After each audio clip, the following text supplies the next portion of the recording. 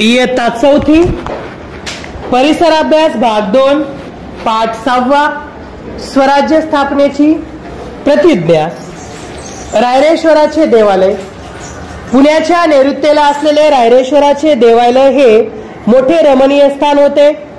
तेथे 1645 साली एक विलक्षण घटना घडली। शिवराय व आजूबाजूच्या खोऱ्यांमधील काही मावळे मंडळी मसलतीसाठी तेथे जमली होती। त्या किर्र अरण्यात झाडाझुडपांत लपलेल्या रायरेश्वराच्या देवालयात शिवरायांबरोबर कसले खलबत ते मावळे करत होते। श्री शंकरापाशी कोणते मागणे मागत होते? बाल शिवबाची तेजस्वी वाणी। शिवराय अजून वयाने कितीतरी लहान होते, पण त्यांच्या मनाची भरारी मोठी होती। त्यांनी एक मोठा घाट घातला होता।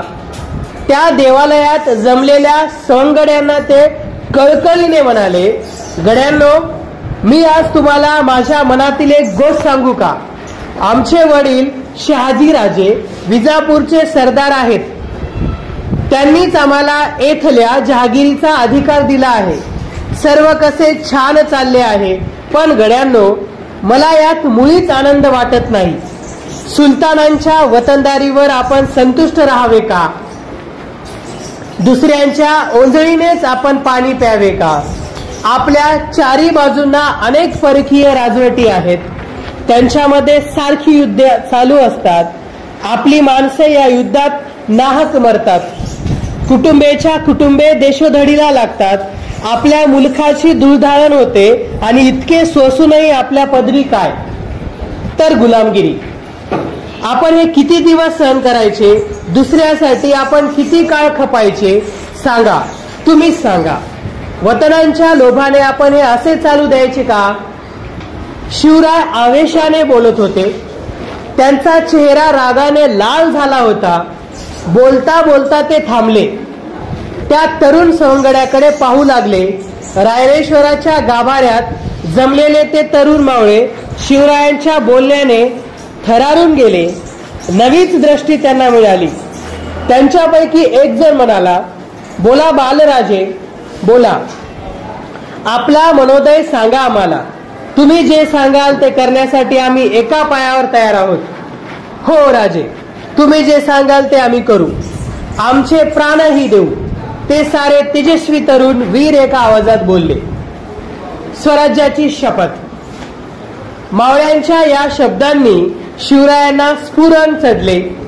एकेकाळे पाहत ते आनंदाने म्हणाले, गड्यांनो, आपला मार्ग ठरला।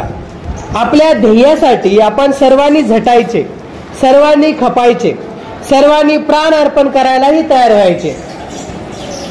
आपले हे ध्येय म्हणजे हिंदवी स्वराज्य, तुमचे माझे साऱ्यांचे स्वतंत्र राज्य स्थापन करायचे। परक्यांची गुलामी आता नको।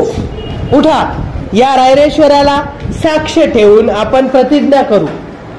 स्वराज्य स्थापनेसाठी आता आपण आम्ही आमचे सर्वस्व वाहणार। सारे मंदिर शिवरायांच्या शब्दांनी घुमू लागले। हिंदवी स्वराज्याच्या रूपाने हे राज्य। चित्रात पहा, स्वराज्य स्थापनेची प्रतिज्ञा करताना शिवराय आणि त्यांच्यासोबत मावळे दिसत आहेत।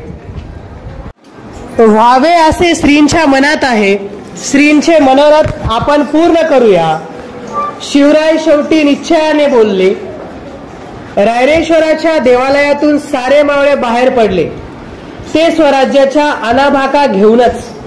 शिवरायांचे मन उचंबळून आले। ते पुण्यास येताच तडक लाल महालात मातोश्रींकडे गेले। घडलेला प्रसंग त्यांनी जिजाबाईंना सांगितला। त्या माऊलीला धन्य धन्य वाटले।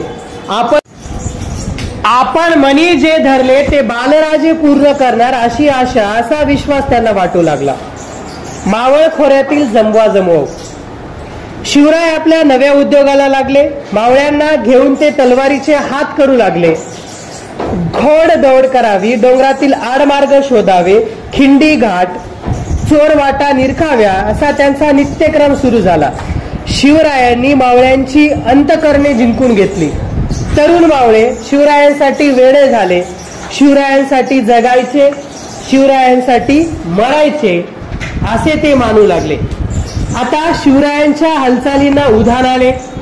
समुद्राला भरती यावी तसे शिवरायांनी पुण्याभोवतीचे सर्व कोट किल्ले आपल्या सवंगड्यासह बारीक नजरेने न्याहाळले. चोरवाटा, भुयारे, तळघरे, दारुगोळा, हत्यारे आणि शत्रूंच्या फौजांची ठाणी यांची खडानखड्डा माहिती मिळवली. मावळ्यांतील सोबती 12 मावळांत ठिकठिकाणी काही देशमुख मंडळी आपले वतने सांभाळत बसली होती. त्यांना आपल्या वतनाचा विलक्षण लोभ होता. वतनासाठी ते आपापसात भांडत. या भांडणात मराठ्यांची शक्ती उगाच वाया जात आहे हे शिवरायांनी ओळखले. त्याला आळा घालायचे त्यांनी ठरवले. शिवराय देशमुखांच्या गावांना भेटी देत, त्यांची समजूत घालत, स्वराज्याच्या ध्येयाने त्यांना भारून टाकत शिवरायांनी त्यांना गोड शब्दांनी आपलेसे केले. पण काहींनी दांडगाई केली. त्यांनाही शिवरायांनी वठणीवर आणले. मराठ्यांचे आपापसातील झगडे त्यांनी थांबवले. जो तो त्यांना धन्यवाद देऊ लागला. मावळ खोऱ्यातील